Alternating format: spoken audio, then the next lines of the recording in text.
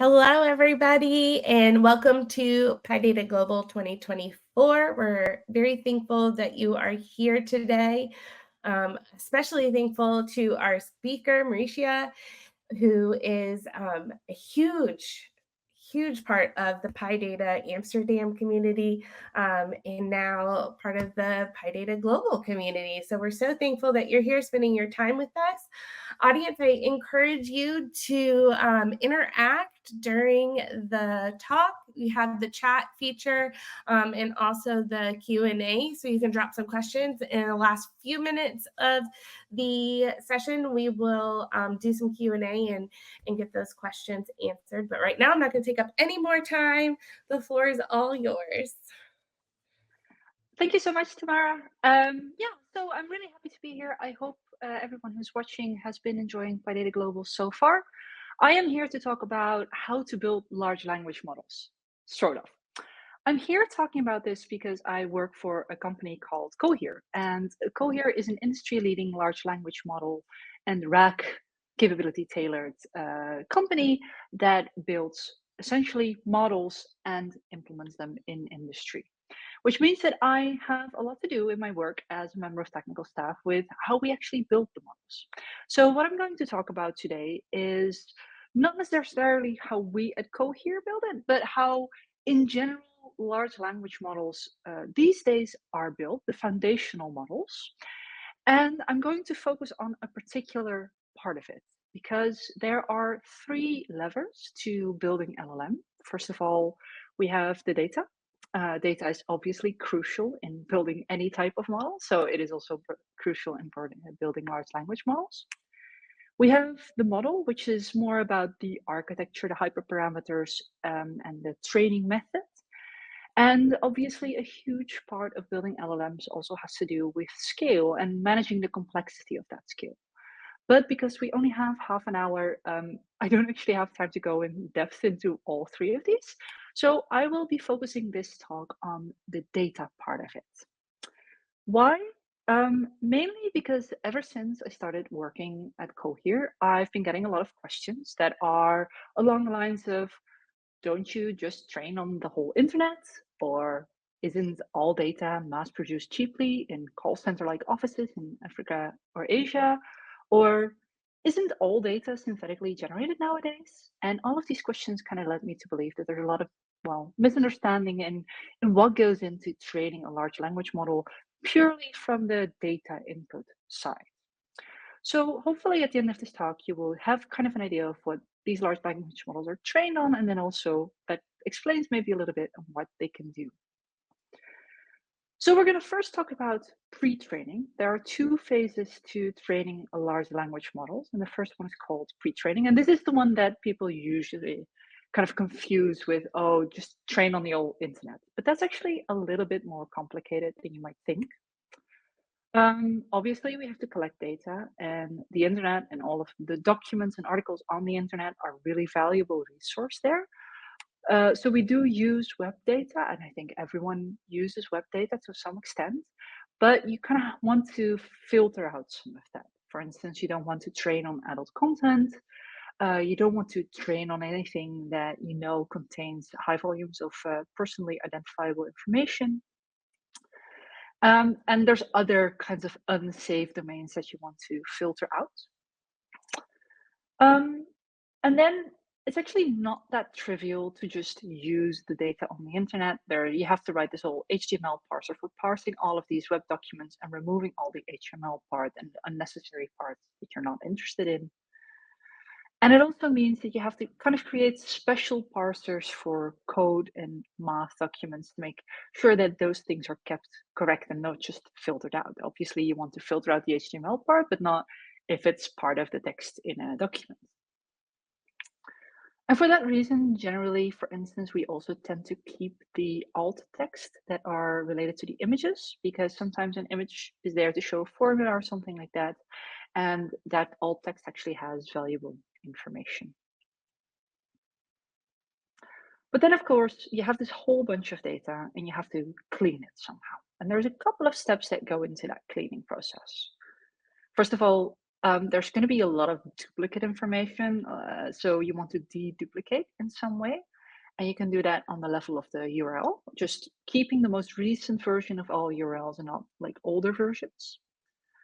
You can look at documents and see if documents are duplicates or near duplicates of other documents and remove those. And you can even look at a line level. So for instance, cookie warnings or menu items very often have a very similar text there, and you might not want to keep all of that as well. Then there's also some filtering that goes on because yes, you have some deduplication first, but then you still have this huge vast majority of text, and you don't want all of them. So these are some rules to remove low quality documents and unusual cases or documents with repeated parts. So for instance, you can use n-gram coverage for further duplication. This essentially just means getting rid of more repeated content.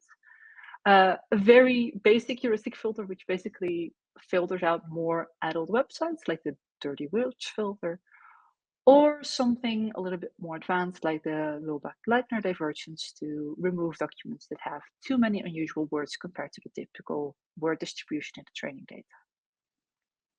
But where it gets interesting, I think, is that there's also some model-based filtering going on. So for instance, this obviously depends on the company or the group producing the LLM, what they do here exactly. But for instance, you could use something like fast text to check if a text might be referenced by Wikipedia, meaning it's likely of a slightly higher quality than some other documents that you have in your data set.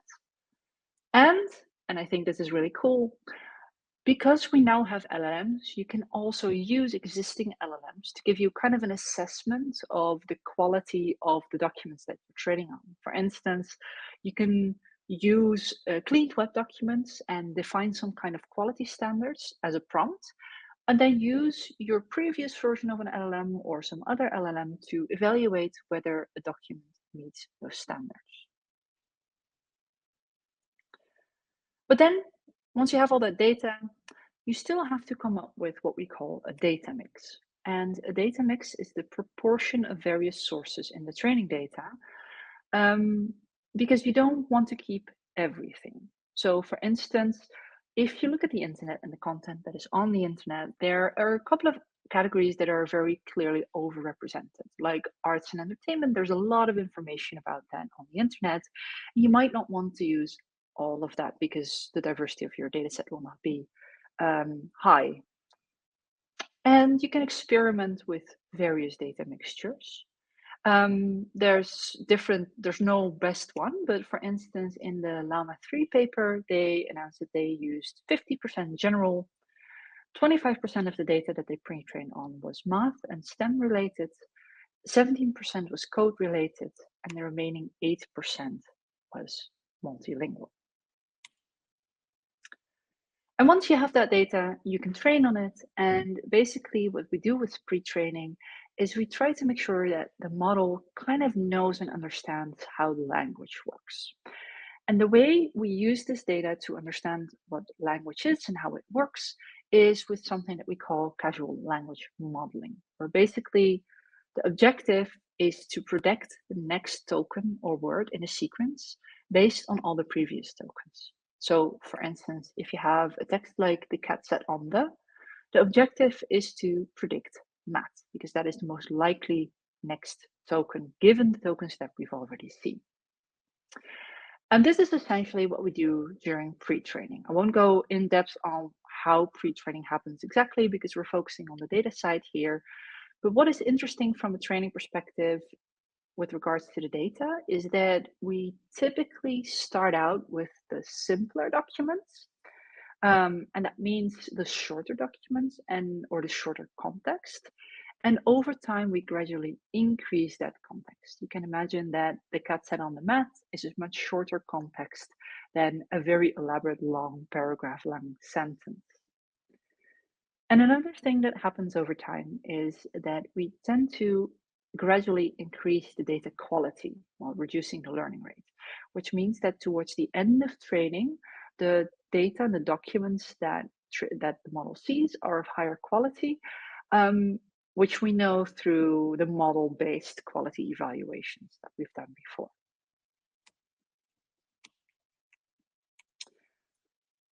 But is this model useful? So this is a very basic way to get to a model that, well, not basic because you do need a lot of data, but it's a way to get to a model that understands language. Just understanding language and being able to predict the next best token doesn't necessarily make this model useful. It doesn't mean you can use it for anything. So for instance, if we have a user that says something like, can you create a 3-day itinerary for a trip to Paris? Kind of an elaborate instruction, it asks for advice. The model won't know what to do. Yes, it can predict the next most likely token, but it doesn't really know how to follow instructions or what a good response to this looks like. And that's why we get to post-training. So this is the area that I focus on in my work more. So a lot more of this talk is going to be about this part. And the objective of post-training is basically two things. We want to teach the model how to follow instructions and what a good response looks like. So we'll start with how to follow instructions. This is where something called supervised fine-tuning comes in.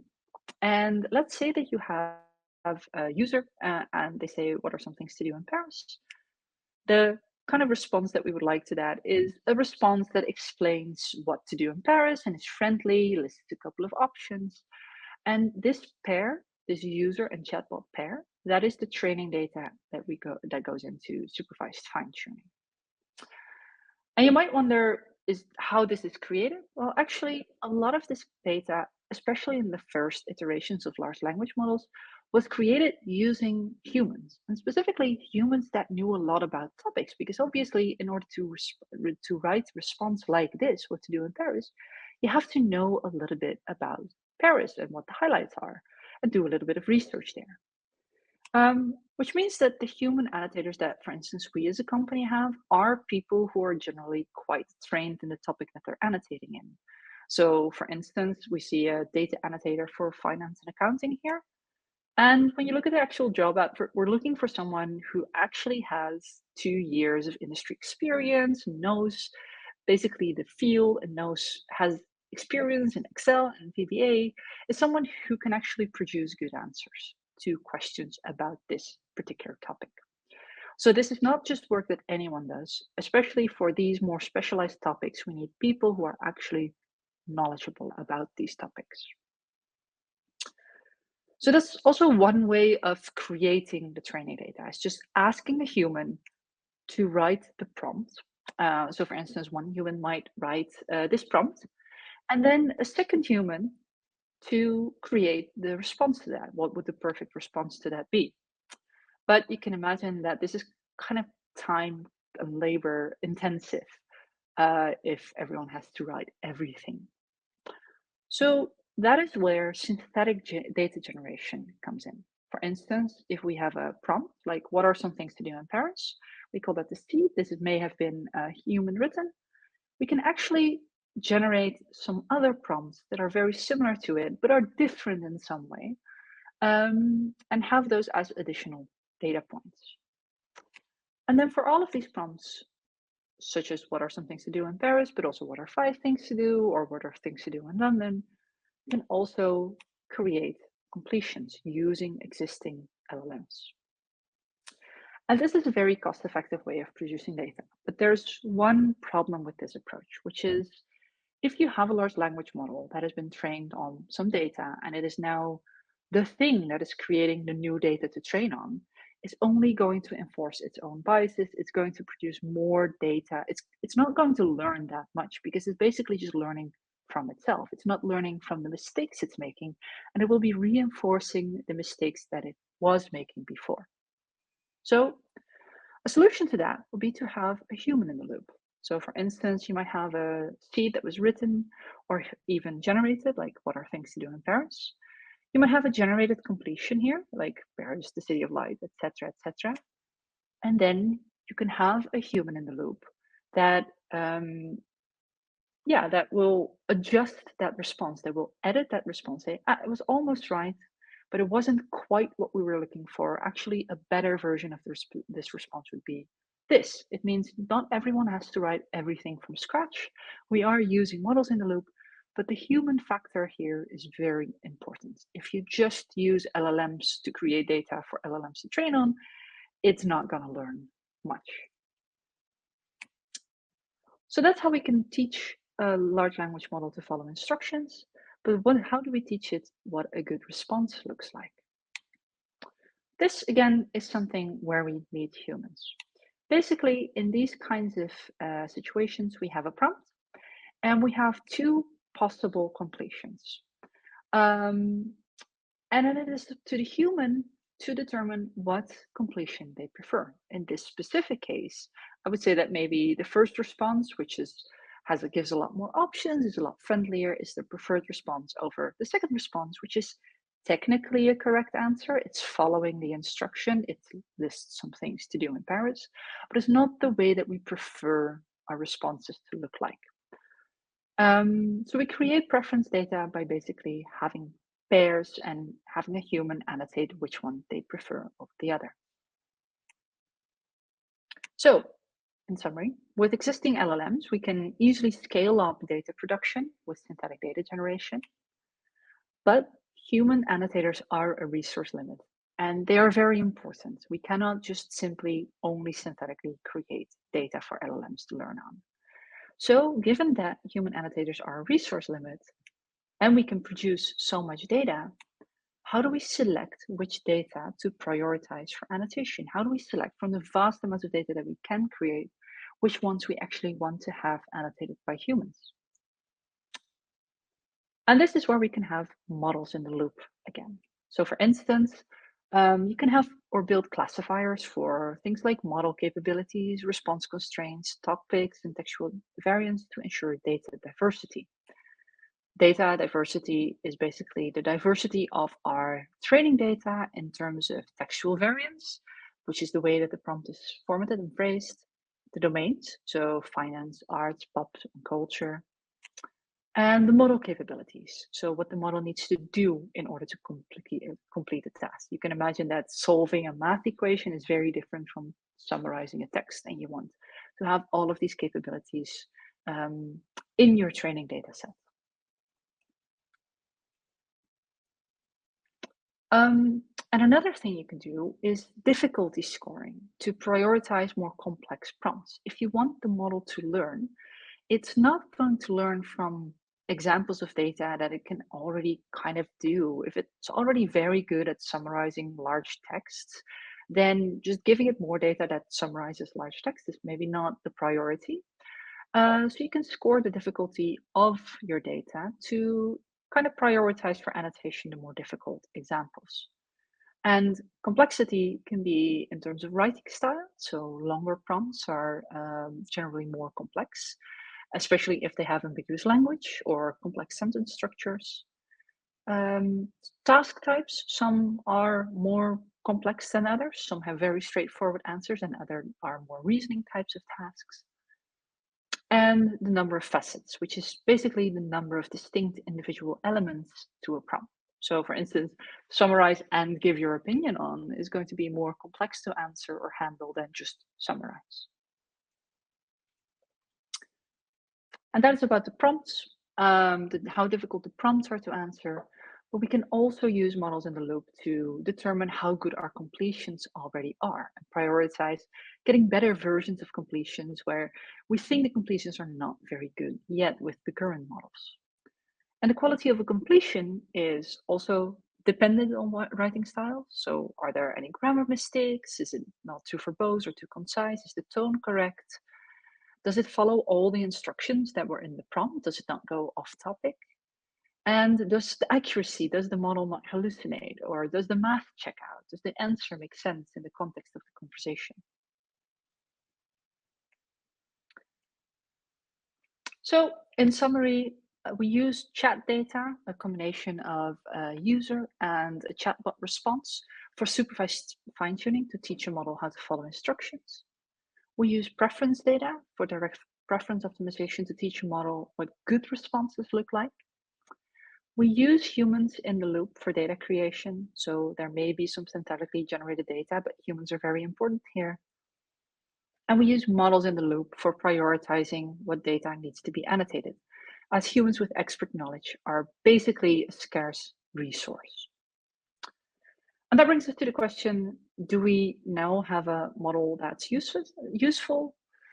Not necessarily, but it's a very good base to build your own applications on top of. We have a model there that is able to understand language, follow instructions, and provide responses in a desirable way, and that can serve as a basis for your own applications and for your own goals of what you want to be using it for. That's it from my side. I hope this gave a little bit of an insight in what goes into training an LLM from the data side of it. I spent a little bit more time on the post-training aspect and the pre-training aspect, basically because that's what I work with most, and I'm looking forward to answering your questions.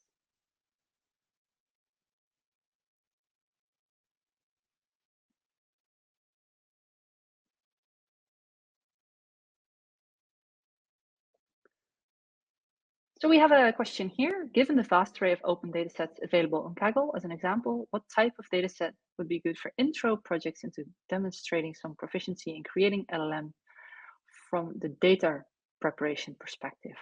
That is a very interesting question, actually. I have to say, I I wouldn't be able to name a specific data set because I've not been working on those. So there may be some very good introduction data sets available for this, but do know that on Kaggle and on Hugging Face, there are definitely some examples of um, chat data sets, which are in the format of a user turn, a prompt, and a completion. And if you want to look into the data preparation, or for instance, have your own stab at selecting which ones are the model is failing at, what good data points are there, which I think from a data quality perspective are very interesting. I think you can take any of those and basically try to focus on one specific topic, like which has a high complexity in terms of completions, which is good in terms of prompts, which do I think that this specific model would benefit from more than from others.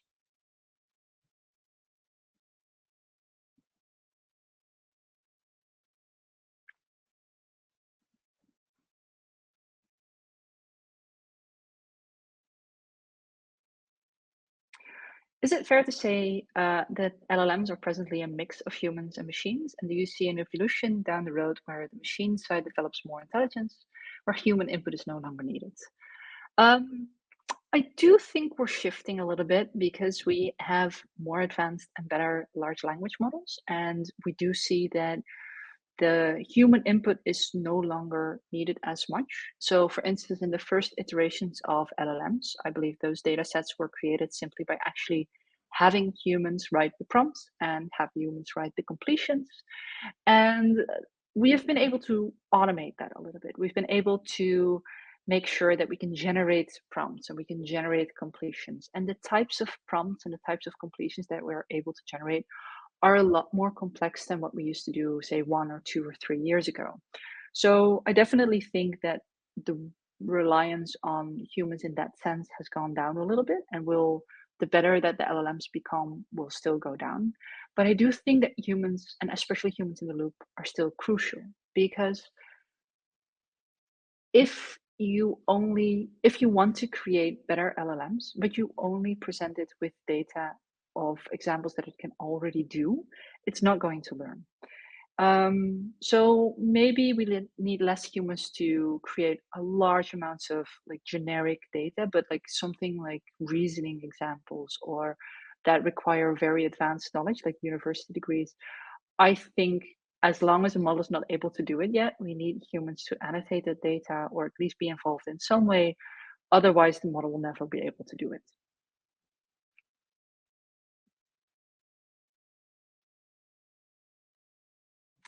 I heard Cohere has an enterprise-focused approach. Any different approach taken in post-training compared to other firms? Um, I, in a way, I would say that our foundation is to build a good large language model, but then our large language model has to perform really well in an enterprise context. But that is more specifically geared to those clients. And I focus on the foundation. And I think that's not necessarily very different in the post training phase.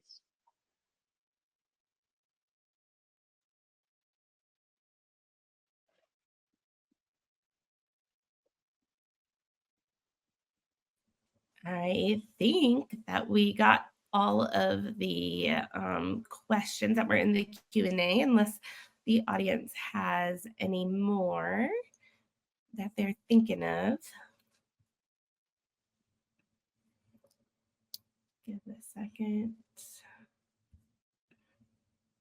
Oh, here's one.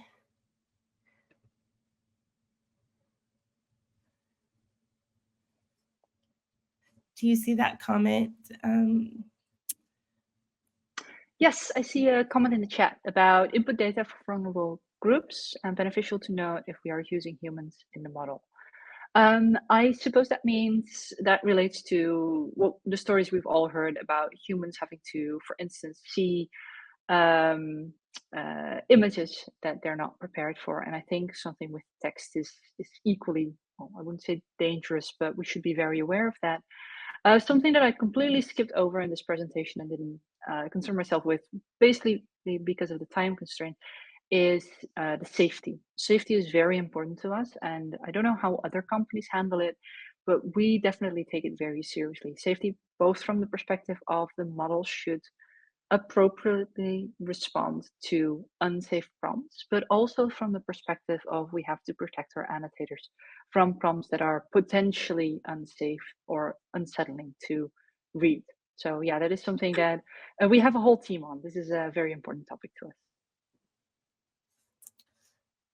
Awesome. And just one more. They just want to see your title slide so that you can take pictures. Oh, that's a lot of slides. There we go. Awesome. And with that, we will wrap things up. Thank you so much to everybody. And thank you to our speaker for presenting. We so appreciate all that you do for the PyData community. Attendees, if you have any other questions, you are welcome to drop them in the Discord channel. Or if you want to continue this conversation, you're absolutely welcome to do that in the Discord channel. And I hope everybody continues to enjoy the conference. Have a wonderful day. Thank you.